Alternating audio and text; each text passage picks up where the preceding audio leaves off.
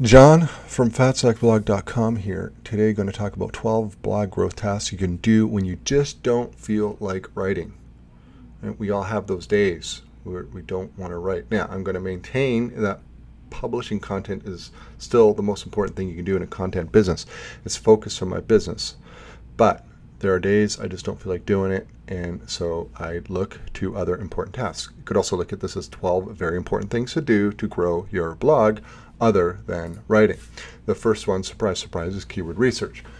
I've written a lot about keyword research. I have a course on keyword research. I have mentioned it in a number of videos about keyword research, and it's really, really important. When I started out, I didn't really do it, and it was a big mistake. I would either just target the topics or keywords that were super, super competitive. I got nowhere, wondering why am I not ranking number one, okay?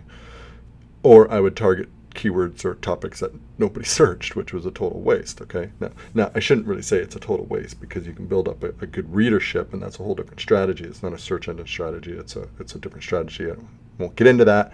I'm going to assume that search engine traffic is important to you, and so keyword research is important. My MO right now, still for the last several years, is to look for the low competition long tail keywords and target articles around those, and still make them very, very good. I don't expect that I'm going to get tons of traffic to any particular article, but if I publish enough content, it will add up to be a lot of traffic. And the reason I go for the low competition is I don't have to spend time or money building a lot of links. I don't have to deal with any real promotion. I can publish, and some of it will rank, some of it won't, but it's a numbers game. And if I go after my keywords right and I publish really good content, I have managed to rank for a lot of keywords, tens and tens of thousands of them. It works. Next up, another thing you do is improve your existing content. This is big. Okay, here's what sold me on this concept, because when this first started coming out, I'm thinking, oh man, I don't have enough to do.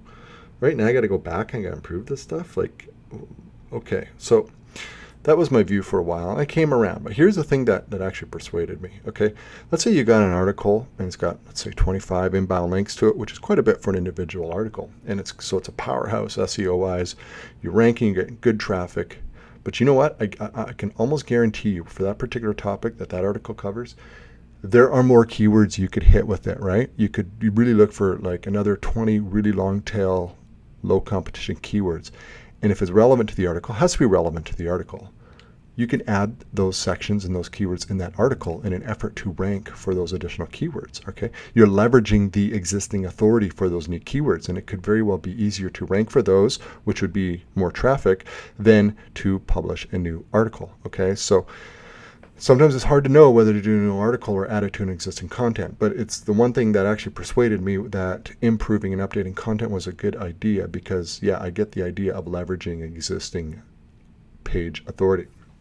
Obviously, other good reasons would be if it's you got obsolete information, you got to update that, you want to improve it for user experience, etc., etc. You can always do that. There's always room for improvement, so it's generally a good exercise. But if you're going to take the time to jump into an old article and you're going to make improvements and updates, you might as well try to toss in a few more keywords in there and grow the traffic. Conversion rate optimization. Okay, now I'm not a big affiliate marketer with my niche sites, so I do it, but it's sort of incremental rather than primary. I focus on ads, all right, but for pages where I do actually generate some decent sales with affiliate marketing, it's definitely worth my time to take an hour, it probably wouldn't even be an hour, go in there and try to improve the click-through rate to whichever merchant I'm promoting. That may be by adding some product boxes or buttons or something that will get more clicks to the merchant. This can make a big difference. If I can increase the click-through rates by 50%, let's say, which is not hard, because if you just have text links in your article, which don't really stand out, you add a couple of good product boxes with buttons, they can make a huge, huge difference. All right, so you add those, you double your clicks, maybe even 50% growth. Chances are your revenue is going to grow in the same proportion, right? If people are there, that's the same, search intent arriving to that article. Your traffic is the same.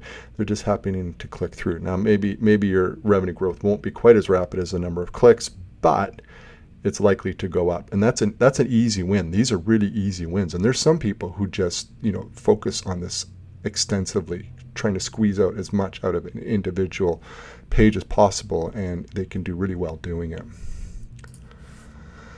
Adding schema markup where applicable. Schema markup is something that you can add. It's a type of code.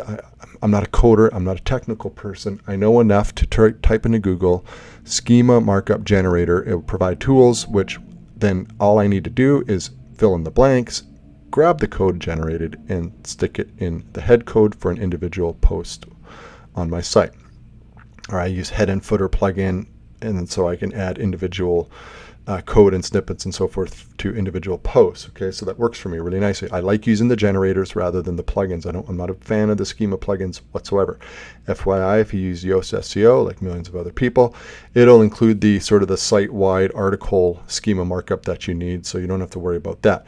When I'm talking about adding schema markup where applicable, is there are particular types of content that will have schema markup that you can apply to it, in addition to the one that Yoast provides, the general article schema markup. Okay, so for instance would be a product review. There is schema markup code that you can generate for product reviews, and what that would do, for instance, would make it so that the number of stars you assign that product review will show up in the SERPs.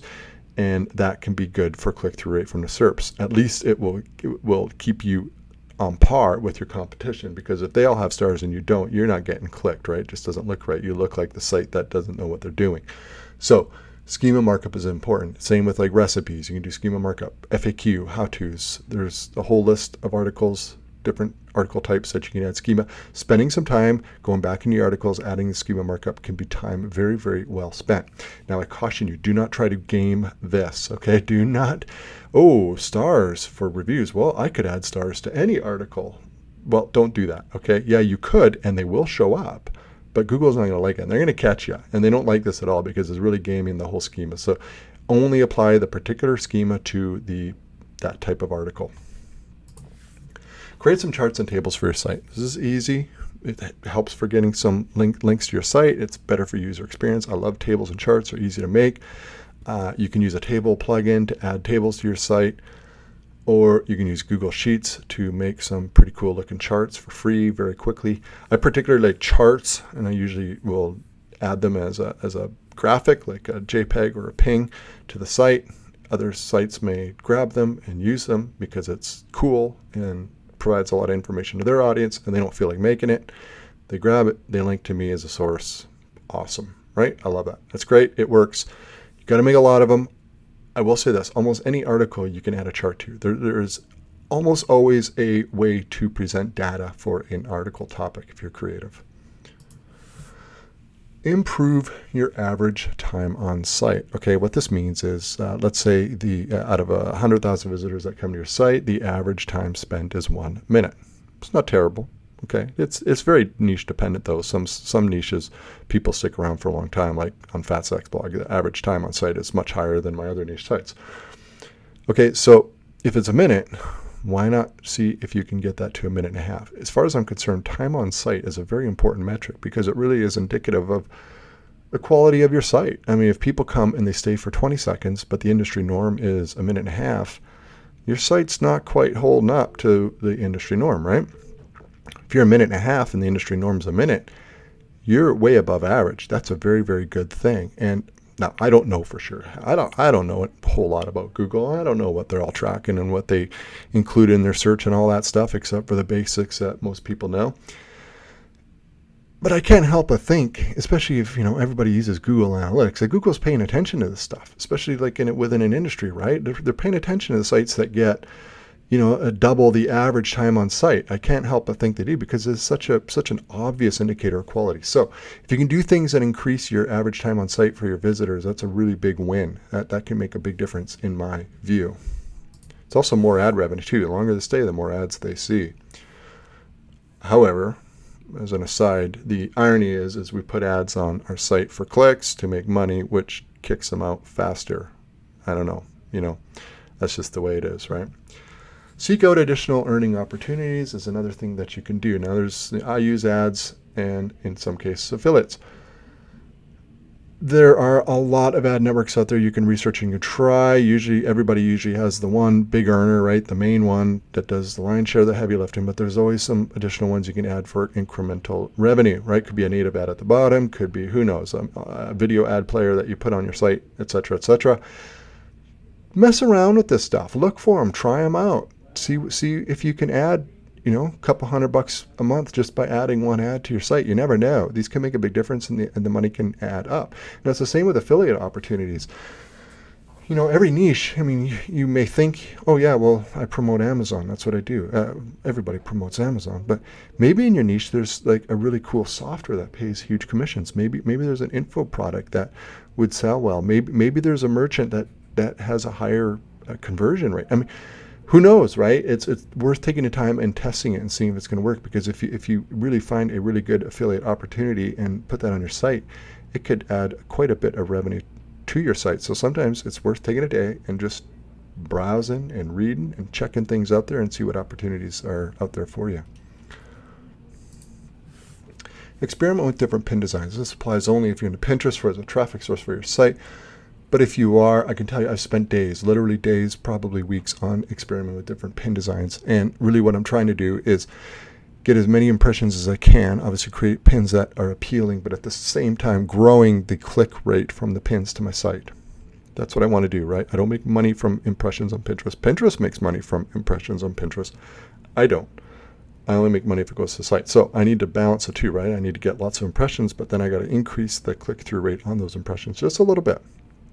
And that's where trying different pin concepts for all different topics comes into play. And I have tried a lot of different stuff. My Pinterest course actually shows you a ton of the examples that I've tried, and I suggest that you try it. The whole point of it really is be creative. Don't do what everybody else does, okay? Now, you can obviously try and do what other people did. That's what I did for years. I got no results. And that's when I started playing around with my own stuff, and it made a big difference. Next up, write a fun opinion piece for a site. Okay, so this is writing, and this whole point of this video is what you can do if you don't want to write. Okay, this is different. A lot of the content we produce is evergreen, boring stuff. It's not exciting. It's good for search. People are looking for it. It makes money. It's the old bread and butter stuff. Okay, but it can be boring to write, and sometimes you just need a break away from that. And a way to take a break from that is maybe just write a fun article. Don't just ignore keyword research. I know it's hypocritical of me to say, because I'm big on that. But sometimes, you know what? Just write something for your site that's not keyword researched. It's fun. You enjoy writing it, and give it a shot. And I'm not saying your whole business has to be based around that, but what I'm saying is just do something different. And it's still good content on your site. Your readers might appreciate it. You maybe put it in an email newsletter if you have it, whatever. Have some fun with it. It's different, and that's the point. Professional development. A lot of professions have professional development. They go to conferences, seminars. Probably these days they don't. They're going to webinars. We're familiar with that, aren't we? Well, our industry certainly has its fair share of professional development opportunities by way of courses, webinars, memberships, YouTube videos, you name it, blog posts, etc., etc. Sometimes, especially if you're starting out, I don't really do this much anymore because I've got systems that are working for me and I just head down and keep plowing away. But sometimes if you're starting out, it might be worth just seeing what's out there, new ideas. I've bought a lot of courses, I've read a lot of blog posts, and watched a fair amount of videos on new ideas. Sometimes worth just take a day, put your feet up, and call it a professional development day and learn a few things. Another opportunity to grow your blog is improve your site speed. Site speed is getting to be more and more important. Google announced recently that it's going to be a factor. Page speed will be a factor in terms of rankings. I have a hunch it already is, but who knows? We could debate that all day long. I don't really know. I don't hold myself out as this super SEO guy because I don't know the technical stuff. I know enough to just publish content and hope for the best. But I can't help but think that site speed is important because it makes sense. It's a user experience thing, and Google is all about the user experience. So here's the thing with site speed, right? Some sites are going to be faster than others no matter what, right? Like I have some image-heavy sites, like the content are images, a lot of it.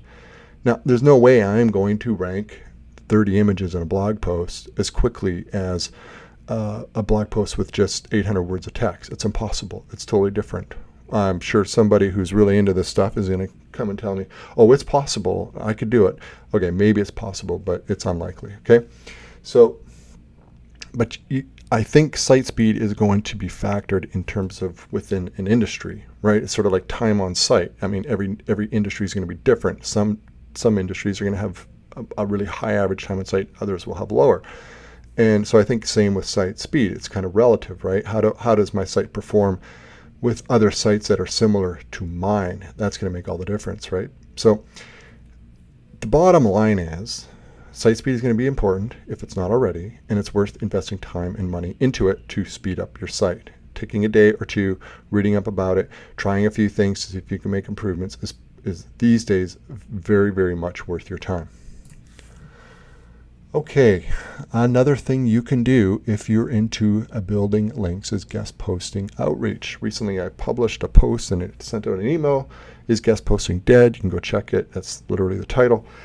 My first opinion was yes, it is, because Google recently, I think it was John Mueller, was talking about on Search Engine General, or they had a video of him talking about how Google's basically been devaluing guest post links for years and they're worthless. And I'm thinking, I've taken him at his word. Yeah, right. That's true.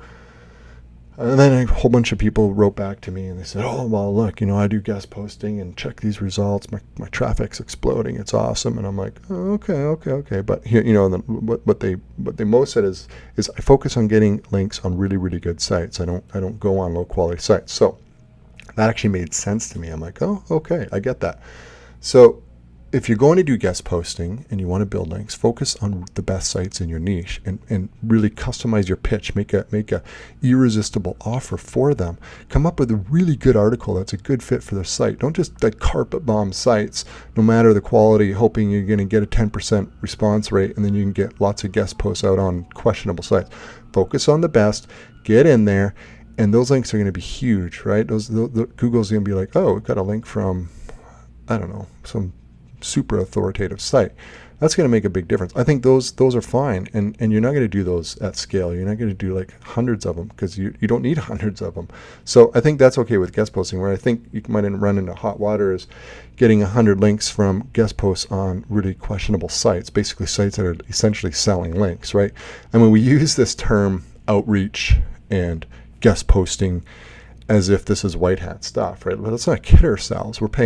People are paying services to go, and which services are taking a part of the sale of the link that you pay them and buying a placement on another site. So essentially it's just a big link selling scheme, all right? But we're just couching it in different words. We're couching in white hat words, right? That's not really, that's what probably Google is going after because they don't like the manipulation. But if you guest post on a authoritative site within your niche, it can't, to me, it probably is a totally fine thing to do, and I'm sure it can have a huge beneficial impact. Lastly, if you're just completely wiped, take a day off. Sometimes it's just worth just shutting her down, go and do something else. We could literally do this stuff 7 days a week. The work never ends. My work is never, ever done. I'm never done. There's always something else I can do, and I'm sure you can relate. So at some point, you just got to say, I'm not doing it today. I'll come back to it, refresh, and probably we'll be able to get more done, because doing this stuff 7 days a week, just eventually, like, as fun as it is, and as much as I like it, doing it every day, 7 days a week, 30 days a month. I mean, I've never done that, so I couldn't fathom. So anyways, take a day off, refresh, return. That's a wrap. Thanks for listening.